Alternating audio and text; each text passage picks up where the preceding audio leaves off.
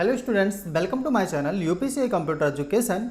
आज के इस वीडियो में हम लेके आए हैं 200 क्वेश्चंस की महामैराथन क्लास, जिसमें सभी चैप्टरों के मोस्ट इंपॉर्टेंट क्वेश्चंस को शामिल किया गया है, जो आपके ट्रिपल सी तथा ओ लेवल एग्जाम M1R 5.1 के लिए काफ़ी हेल्पफुल होने वाले हैं। तो यदि आप ट्रिपल सी या ओ लेवल की तैयारी कर रहे हैं तो ये वीडियो आपके लिए ही है। वीडियो को अंत तक ज़रूर देखें।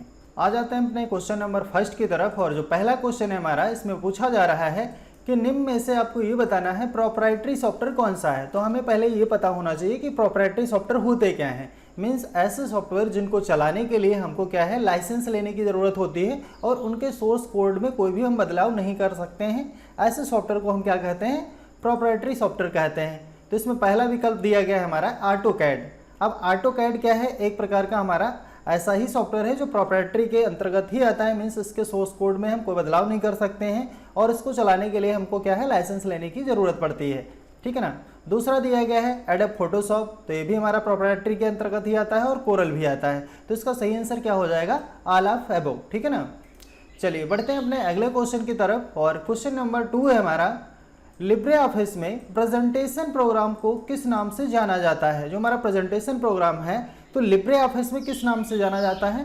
तो लिब्रे ऑफिस में हमारा जो प्रेजेंटेशन प्रोग्राम होता है वो होता है इम्प्रेस। और अगर यहाँ पे एमएस ऑफिस पूछा जाता है तो एमएस ऑफिस में कौन सा हमारा प्रेजेंटेशन प्रोग्राम होता है, पावर पॉइंट। ठीक है ना। तो पावर पॉइंट और हमारा जो इम्प्रेस है ये सिमिलर ही होता है। चलिए आ जाते हैं अपने अगले क्वेश्चन की तरफ। और क्वेश्चन नंबर 3 है हमारा, निम्न में से रैम, CPU, रोम और ग्राफिक्स कार्ड को रखता है, कौन रखता है। ये जो पार्ट हैं हमारे, जैसे रैम हो गया, CPU हो गया, रोम हो गया और ग्राफिक्स कार्ड, तो इनको सबको हम लोग स्टोर करते हैं, कहाँ पे रखते हैं। तो उसके लिए क्या होता है, मदरबोर्ड। ये सारे जितने भी पार्ट हैं मदरबोर्ड से ही कनेक्टेड होते हैं। ठीक है ना। तो इसका सही आंसर क्या हो जाएगा, मदरबोर्ड। चलिए बढ़ते हैं अपने अगले क्वेश्चन की तरफ। और क्वेश्चन नंबर 4 है हमारा, निम्नलिखित में से कौन सी मेमोरी डेटा के लिए बैकअप स्टोरेज प्रोवाइड करती है। मेमोरी डेटा के लिए बैकअप स्टोरेज प्रोवाइड करने का काम कौन करता है। तो इसमें पहला विकल्प दिया गया है इंटरनल प्रोसेस मेमोरी, दूसरा है प्राइमरी मेमोरी, तीसरा है सेकेंडरी मेमोरी और 4th नंबर का विकल्प है हमारा नन ऑफ अबव, इनमें से कोई नहीं। तो देखिए, जिसमें हम डेटा परमानेंट स्टोर कर सकते हैं वो कौन सी मेमोरी होती है, हमारी सेकेंडरी स्टोरेज डिवाइसेस होती हैं। मीन्स यहाँ पे हमारा सही विकल्प हो जाएगा सेकेंडरी मेमोरी। ठीक है ना। चलिए बढ़ेंगे अपने अगले क्वेश्चन की तरफ। और क्वेश्चन नंबर नेक्स्ट है हमारा, ऑपरेटिंग सिस्टम किस तरह का सॉफ्टवेयर है। जो हमारा ऑपरेटिंग सिस्टम होता है वो किस तरह का सॉफ्टवेयर है। हमें पता है कि जो ऑपरेटिंग सिस्टम है ये क्या होता है, एक प्रकार का हमारा सिस्टम सॉफ्टवेयर होता है। ठीक है ना। चलिए बढ़ेंगे अपने अगले क्वेश्चन की तरफ। और क्वेश्चन नंबर नेक्स्ट है हमारा, CD रोम और आगे यहाँ पे डैश दिया गया है। तो मीन्स CD रोम क्या है, आपको ये बताना है। एक प्रकार की टेम्परेरी मेमोरी है हमारी, या फिर परमानेंट मेमोरी है, मैग्नेटिक मेमोरी है, या इनमें से कोई नहीं है। ठीक है ना। तो इसका सही आंसर क्या हो जाएगा, ये हमारी एक परमानेंट मेमोरी होती है। ठीक है ना। चलिए बढ़ते हैं अपने अगले क्वेश्चन की तरफ। और क्वेश्चन नंबर नेक्स्ट है हमारा, आपको बताना है निम्नलिखित में स्टोरेज डिवाइस नहीं है। मीन्स कौन सी ऐसी डिवाइस है जिसमें हम डेटा स्टोर नहीं कर सकते हैं। पहला है हार्ड डिस्क, यहाँ पर स्टोर किया जा सकता है। CD में भी हम स्टोर कर सकते हैं, लेकिन CPU में स्टोर नहीं किया जा सकता है। CPU क्या करता है, प्रोसेस करने का काम करता है। इसका पूरा नाम क्या होता है, सेंट्रल प्रोसेसिंग यूनिट। ठीक है ना। तो ये क्या है, एक प्रकार की प्रोसेसिंग यूनिट के अंतर्गत आता है। तो इसका सही विकल्प क्या हो जाएगा, CPU। ठीक है ना। चलिए बढ़ेंगे अपने अगले क्वेश्चन की तरफ। और क्वेश्चन नंबर नेक्स्ट है हमारा, इंटरनेट पर किए जाने वाले कार्य को कहा जाता है। अगर इंटरनेट पर हम कुछ भी यूज़ करते हैं, मीन्स कुछ सर्च करते हैं, एक पेज से दूसरे पेज पे जाते हैं, इंटरनेट यूज़ करते हैं, तो उसे क्या कहा जाता है, सर्फिंग कहा जाता है। ठीक है ना। चलिए बढ़ेंगे अपने अगले क्वेश्चन की तरफ। और क्वेश्चन नंबर नेक्स्ट है हमारा, रैम का अर्थ है। यहाँ पे आपको रैम का पूरा नाम बताना है। तो रैम का पूरा नाम क्या होता है, रैंडम एक्सेस मेमोरी। ठीक है।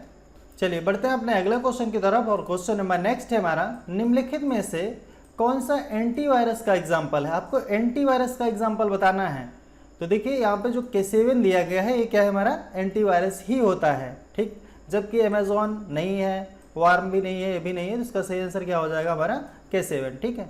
चलिए बढ़ेंगे अपने अगले क्वेश्चन की तरफ। और क्वेश्चन नंबर नेक्स्ट है हमारा, निम्न में से कौन सा एक सेकेंडरी मेमोरी डिवाइस है। आपको सेकेंडरी स्टोरेज डिवाइस बताना है। तो इसमें सेकेंडरी स्टोरेज डिवाइस हमारा हार्ड डिस्क हो जाएगा और बाकी ये जो डिवाइस है रैम, ये प्राइमरी के अंतर्गत आती है। ठीक है।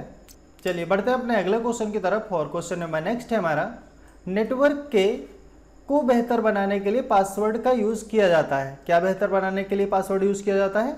तो सिक्योरिटी को स्ट्रॉन्ग बनाने के लिए हम पासवर्ड का यूज़ करते हैं, ठीक है ना।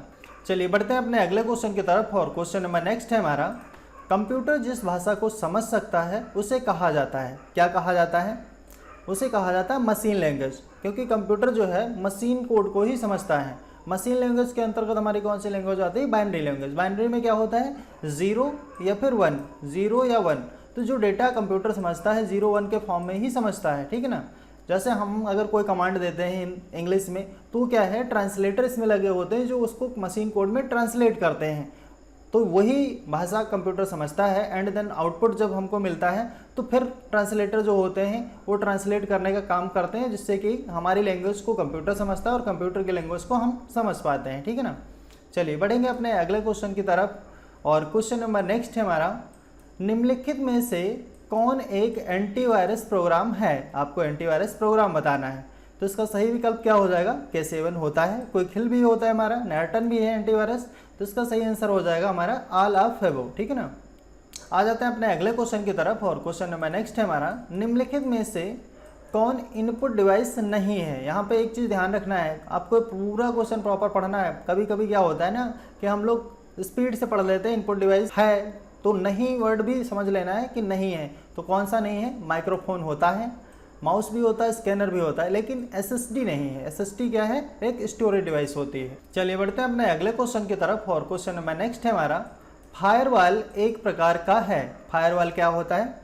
तो फायरवॉल एक प्रकार से सिक्योरिटी का काम करता है। इसका मेन काम क्या होता है? अनवांटेड फाइलों को कंप्यूटर में आने से रोकता है, और कोई भी फाइल अगर अनवांटेड है तो कंप्यूटर से जाने से भी रोकता है। जब भी हम लोग क्या करते हैं, इंटरनेट वगैरह यूज़ करते हैं, तो ऐसी कंडीशन में बहुत सारे मालवेयर आ जाते हैं हमारे कंप्यूटर में, जो हमारे कंप्यूटर को नुकसान पहुँचा सकते हैं। तो उनको आने से रोकने का काम कौन करता है? फायरवॉल ही करता है।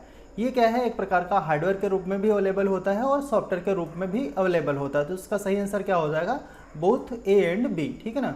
चलिए आ जाते हैं अपने अगले क्वेश्चन की तरफ। और क्वेश्चन नंबर नेक्स्ट है हमारा, ईमेल आईडी में क्या होता है? जो हमारी ईमेल आईडी होती है उसमें क्या होता है? ओनली नंबर होते हैं, या फिर लेटर के साथ में नंबर और @ का साइन भी होता है, या फिर ओनली लेटर होते हैं? तो इसका सही विकल्प क्या हो जाएगा? जो हमारी आईडी होती है उसमें लेटर भी होते हैं, नंबर भी होते हैं, और @ का साइन लगाना भी अनिवार्य होता है। विदाउट साइन के कोई भी आईडी हमारी नहीं बन सकती, ठीक है ना। तो इसका सही आंसर यही हो जाएगा, लेटर, नंबर एंड @ ठीक है। चलिए बढ़ते हैं अपने अगले क्वेश्चन की तरफ। और क्वेश्चन नंबर नेक्स्ट है हमारा, ईमेल भेजने के लिए प्रोटोकॉल का यूज़ किया जाता है। जब हम ईमेल किसी को भेजते हैं तो वहाँ पे कौन सा प्रोटोकॉल यूज़ होता है? वहाँ पे यूज़ होता है SMTP। SMTP का पूरा नाम क्या होता है? Simple mail transfer protocol. अगर यहाँ पे बोला जाता है कि मेल रिसीव करने पे कौन सा प्रोटोकॉल यूज़ होता है, तो वहाँ पे POP3 हो जाता है, ठीक है।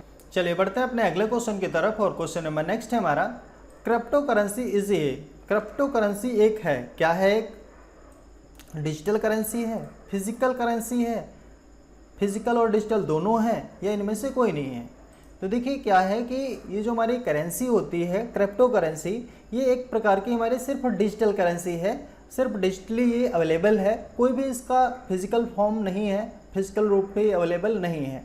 तो ये क्या है? हमारी डिजिटल करेंसी है, और डिजिटल ही इसके माध्यम से ट्रांजैक्शंस किए जाते हैं, डिजिटली लेन देन किया जाता है। चलिए बढ़ते हैं अपने अगले क्वेश्चन की तरफ। और क्वेश्चन नंबर नेक्स्ट है हमारा, इनमें से कौन सा ईमेल भेजने का माध्यम है? ईमेल भेजने का कौन सा माध्यम है?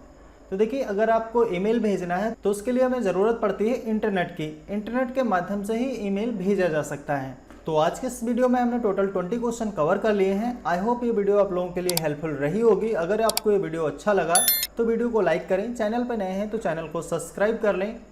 मिलते हैं आपको अगले वीडियो में। Okay, so thanks for watching.